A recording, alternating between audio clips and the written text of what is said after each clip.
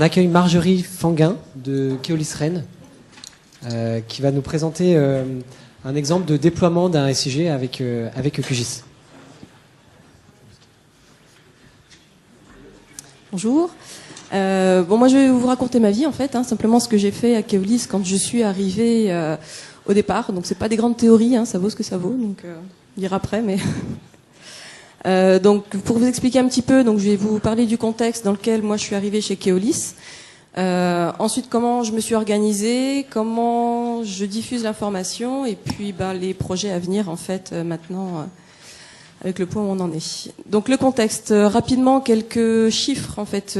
Donc nous travaillons sur le territoire de Rennes Métropole, qui comporte en fait 43 communes, 420 000 habitants sur un peu plus de 600 km². Keolis Rennes est une filiale du groupe Keolis, qui est un acteur de la mobilité en France et à l'international. Et notre délégation de service public vient tout juste d'être renouvelée pour 7 ans avec Rennes Métropole. Et nous avons 1000 salariés, 600 conducteurs. Donc eux, la géomatique, ça les intéresse un peu moins en direct. Mais quand même, il y a tous les autres. Et il y a 100 métiers différents. Donc il y a un géomaticien, c'est moi. Et il y en a plein d'autres. Ensuite, donc le réseau STAR, le réseau de bus, de transport en commun, comporte une ligne de métro aujourd'hui, 2 bientôt. Nous avons 70 lignes de bus, 80 lignes à vocation scolaire. 1500 points d'arrêt et 330 000 voyages par jour pour avoir un petit peu une idée du volume de données. Et nous avons 83 stations de vélo en libre service. Ça fait partie aussi du transport en commun maintenant. Alors quelle place pour le SIG chez Keolis En fait, donc le poste a été créé très récemment, en 2014. Donc ça fait 3 ans. Dans un service qui est au cœur du métier des transports en commun, pas au niveau des SI. Donc pour l'instant, ils m'ont vu arriver de très très loin. Ils se sont dit, oula, c'est quoi ce truc bon. Et une culture géographique qui est assez peu développée en fait chez Keolis, alors que pourtant, bizarrement, on gère des données qui sont quasiment toutes géolocalisées. Pour vous donner un exemple, en fait, là vous voyez rien, c'est normal. C'était pas le but de vous montrer vraiment le plan du réseau, mais à droite vous avez le plan du réseau tel qu'il est diffusé sur les arrêts de bus, donc qui est en 1 mètre par 1 mètre. Donc c'est pour ça que là ça paraît un peu tout petit. Et à droite vous avez la carte qui est issue du SIG. Donc juste pour vous montrer en fait ici notamment dans le cadran nord-ouest, l'aspect de ma ligne rouge qui est là et l'aspect de celle que j'ai moi en SIG. Simplement pour vous indiquer effectivement que la géographie dans le plan qu'on diffuse, dans tous les plans qu'on diffuse en fait auprès des usagers. Nos plans sont pas géographiques du tout. Leur but, il est pas là. Il est simplement d'apporter de l'information aux voyageurs. Donc, il a juste besoin d'être lisible. La géographie, ça passe un petit peu en second plan, voire plus. Donc, la géographie, quand je suis arrivée, c'était pas ça. Ensuite, donc, quand je suis arrivée, l'idée, c'était de pouvoir s'organiser un petit peu. Donc, je partais un peu d'une page blanche. Donc je me suis dit un géomaticien, qu'est-ce que ça fait? Donc je vous parlais du bon géomaticien, pas du mauvais, c'était pas le sujet. Pour moi le géomaticien en fait, ça c'est une blague pour ceux qui ont connu le siècle dernier en fait, donc un géomaticien en fait il traite des données, il mène des projets de A à Z plus ou moins, il fait des analyses spatiales et il diffuse aussi bien ses données que ses résultats et surtout une culture géographique. Qui est quand même assez importante. Donc comme il faut bien commencer par quelque chose, je me suis dit, puis c'était un petit peu aussi l'objet de la création du poste, c'était d'abord de commencer par les données, parce qu'en fait, nos données, notamment au niveau des arrêts, au niveau des itinéraires, il n'y avait rien centralisé, on a plusieurs systèmes informatiques qui vivaient chacun leur vie, qui la vivent toujours un petit peu d'ailleurs, où chacun saisit ses arrêts, les met à jour ou pas. Et du coup, on se retrouvait avec plusieurs bases de données et on savait pas trop où était la réalité. Donc l'idée déjà, c'était d'avoir une base de données référentielle sur toutes nos données topologiques, donc les arrêts, les itinéraires, par où passent les bus. Et en parallèle de ça, faire quelques petites analyses thématiques spatiales pour des besoins d'évolution de réseau. Et aussi donc du coup diffuser les informations concernant le référentiel. Donc on a commencé par ça. Et pour ce faire, en fait, donc je suis partie au départ donc de données topologiques qui est au format SHP, donc le fameux format à tuer là. le WMS via la plateforme régionale Géo-Bretagne, des CSV, enfin bon, un certain nombre de choses. Et à partir de ça, donc moi j'ai créé une base de données PostgreSQL avec les connaissances que j'avais et comment je pouvais faire en tout cas. Donc là-dedans j'ai tout mon référentiel topologique aujourd'hui. Ensuite en licence bureautique, quand je suis arrivée historiquement, Keolis travaillait avec MapInfo. Après 3 semaines d'utilisation de MapInfo, je me suis dit c'est pas possible. Pourtant j'étais motivée, hein. Quand j'étais étudiante, je trouvais le plus simple entre GeoConcept, ArcGIS et tout ça. Je trouvais que MapInfo était le plus simple, c'était bien. Et bizarrement, maintenant, je trouve que c'est plus du tout le cas. Dès qu'on veut faire une requête, un minimum un peu compliqué, enfin mettre deux critères, ça devient tout de suite l'enfer sur le pseudo SQL. Enfin bon, voilà.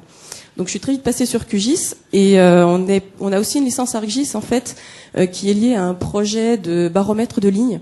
Le baromètre de ligne, en fait, c'est ce que vous avez dans les bus et dans le métro, en fait, cette ligne toute droite là, et il y a tous les arrêts qui figurent dessus.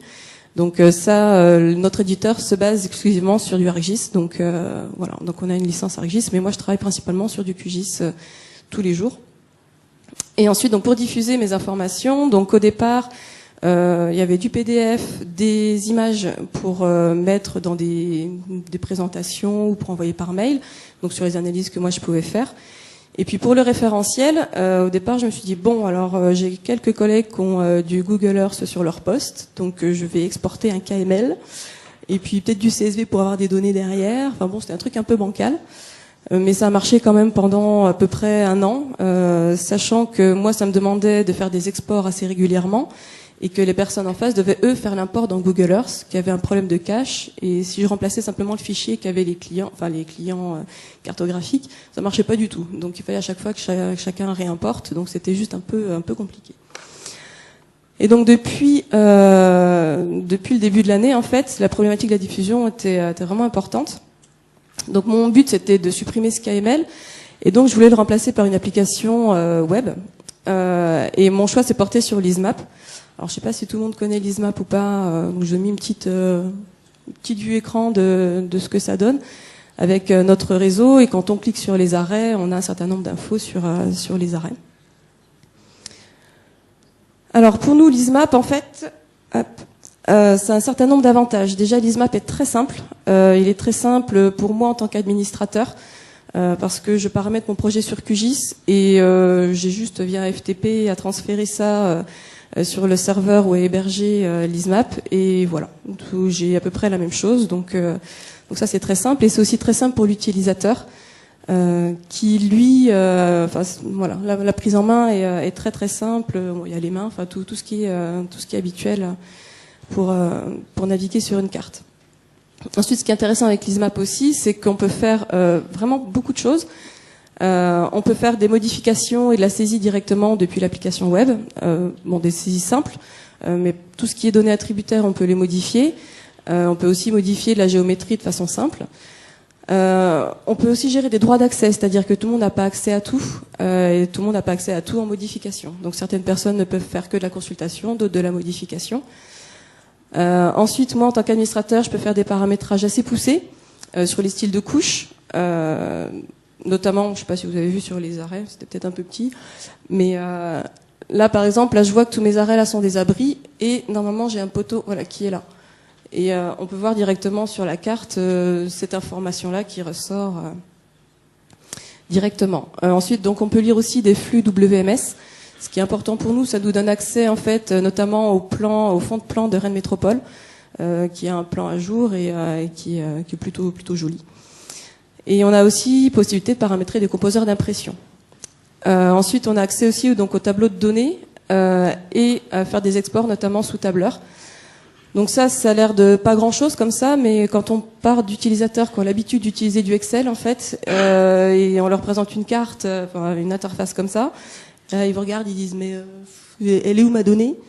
Et en fait, le fait qu'ils puissent se retrouver avec un tableur, avec un peu le même type d'interface, et surtout pouvoir exporter sous Excel et se retrouver sous Excel, là déjà vous avez gagné leur confiance déjà.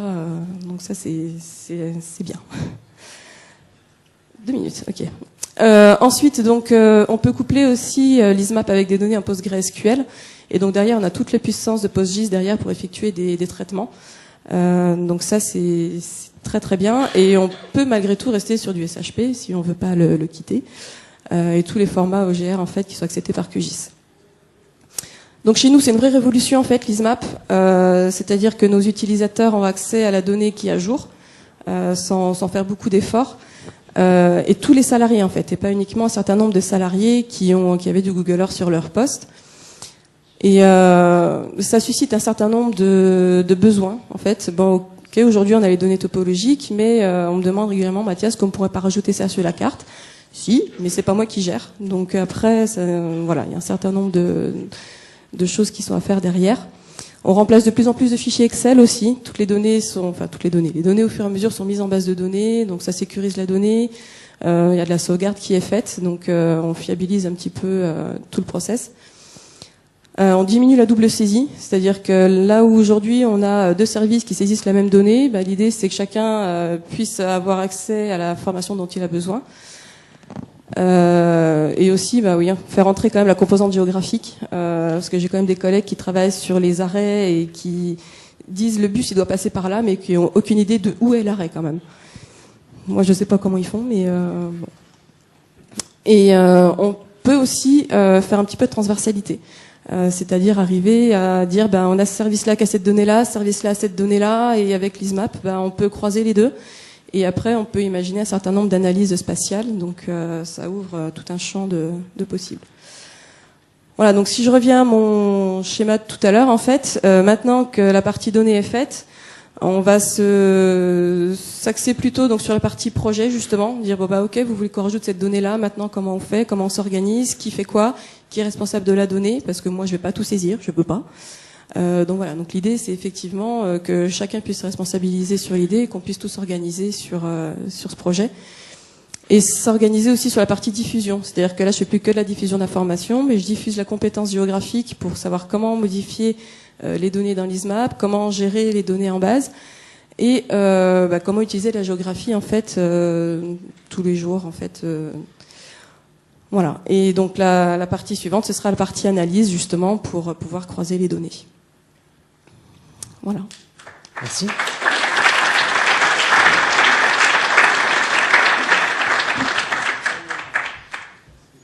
Merci beaucoup. Est-ce qu'il y a des questions ? Moi, j'ai une petite question sur comment vous vous organisez en interne à Keolis. Est-ce que vous êtes la seule personne qui manipulait QGIS ? Ou est-ce qu'il y a d'autres personnes qui manipulent QGIS ou l'ISMAP ou de l'information géographique ? QGIS, aujourd'hui, je suis la seule. J'ai une autre collègue qui utilise QGIS, mais vraiment pour faire de la représentation. C'est-à-dire qu'on a préparé le projet ensemble et elle a un fichier Excel derrière qu'elle met à jour tous les mois. Et elle édite sa carte, sans faire de paramétrage derrière ni rien, c'est vraiment de la lecture. L'ISMAP aujourd'hui, j'ai pas de visibilité sur savoir qui l'utilise exactement. Pour l'instant, on fait quasiment que de la consultation. La saisie est en train de se mettre en place au fur et à mesure, parce qu'on a tout un travail sur les données à faire avant. Donc voilà, j'espère qu'on arrivera à être plus nombreux par la suite.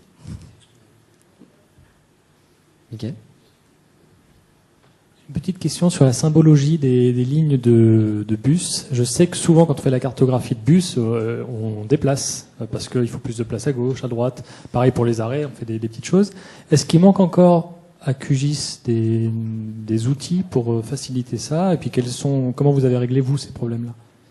Alors effectivement, les itinéraires de bus sont tous tracés au même endroit. Par convention avec Rennes Métropole, on trace les lignes de bus sur les axes de voie, donc au milieu de la rue. Et mon bus, il passe dans un sens et dans l'autre, déjà il est au même endroit. Et si j'ai 4 lignes de bus qui passent au même endroit, elles sont toutes... Quand on regarde la carte comme ça, on voit qu'un trait. Donc effectivement, c'est un peu embêtant. Donc le rendu des styles de QGIS m'a permis de décaler les lignes.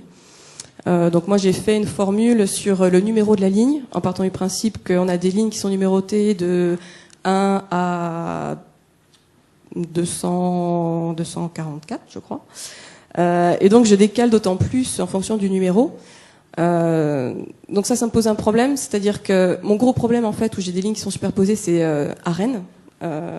sur la ville-centre, où j'ai le plus de lignes de bus qui passent. Par contre, quand je suis dans les communes, par exemple, une commune là tout là-haut du nord, du nord-ouest, cette ligne-là, elle se retrouve décalée dans la commune, alors que elle devrait pas l'être. Et ça, aujourd'hui, j'ai pas de solution là-dessus. Bon, les utilisateurs m'ont pas fait de remarques, donc on va dire que ça leur convient, mais.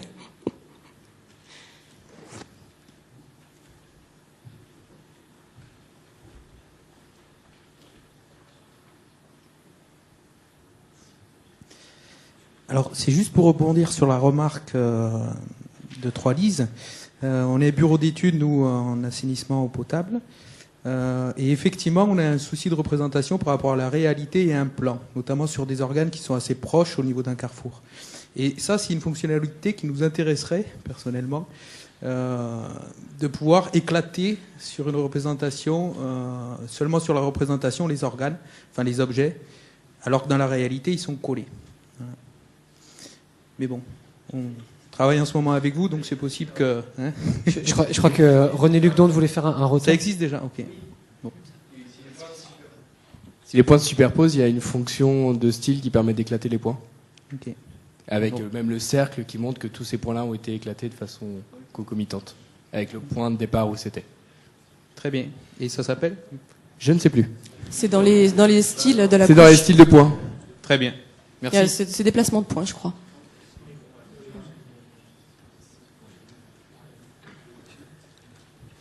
Je crois qu'il y avait peut-être la dernière question. Oui, c'est par rapport à ton parcours en tant que géomaticienne dans la structure. Tu les as fait en interne en acquérant les compétences de l'ISMAP, de Postgre, machin, ou tu as sous-traité ce travail-là Sur la mise en place. Ouais, sur la mise en place. Alors moi, la mise en place de l'ISMAP, j'ai fait toute une partie moi-même, c'est-à-dire que comme l'ISMAP est un open source, je me suis débrouillée pour le télécharger, je l'ai fait installer à mon service informatique, je l'ai testé pendant un certain nombre de temps, avec certaines questions que j'ai pu poser à Trois-Lises, et après on a fini par opter par une solution d'hébergement, c'est-à-dire que c'est Trois-Lises qui héberge notre solution. Donc là, on s'est dédouané de toute la partie installation, mise à jour, voilà. Et du coup, comment tu te débrouilles pour récupérer du temps parce qu'en fait, bidouiller l'ISMAP ou bidouiller un outil, comment tu te débrouilles pour trouver du temps sur ton temps de travail pour faire ça ? Ça fait partie de mon métier en fait. Okay. Non, c'est que parfois tu peux être en production et avoir des attentes et du coup ça peut être compliqué à justifier auprès des employeurs, dire bon là je vais passer 2 semaines à cliquer sur les boutons. Ouais, en fait je faisais un peu ça à mes heures perdues, c'est-à-dire qu'il y a souvent des moments qui sont plus calmes, il y a des moments de gros travail c'est sûr, et il y a des moments qui sont un peu plus calmes, donc du coup je me suis organisée pendant ces moments calmes. C'est sûr que c'était pas dans la pile des priorités pour mes employeurs. Par contre, pour moi, ça l'était parce que je savais que le fait de déployer une solution comme ça, ça pouvait être que du bénéfice pour tout le monde. Ok, merci beaucoup. Bravo.